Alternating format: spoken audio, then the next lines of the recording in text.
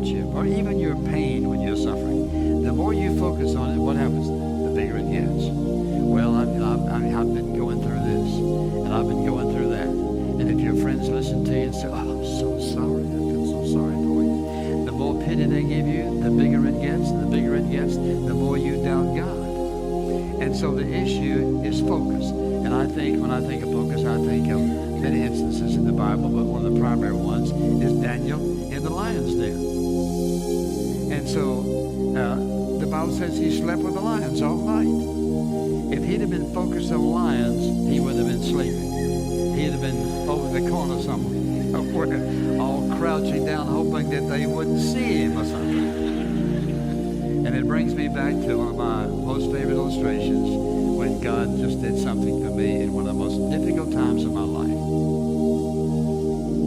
It probably was one up to the very top.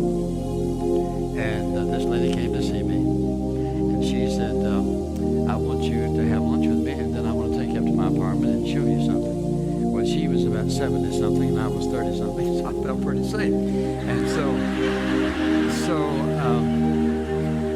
we ate lunch, and I went to see her, and I was going through a very difficult time in church. They were doing their best trying to get rid of me. And so we walked in. She said, now don't sit down. I want to show you something.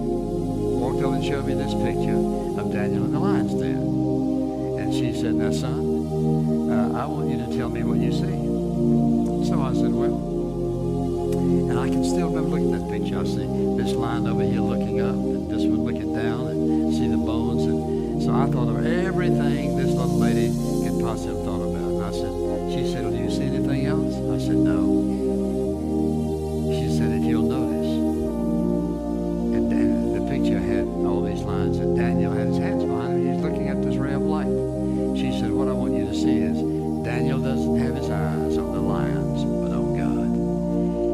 It was like God hugged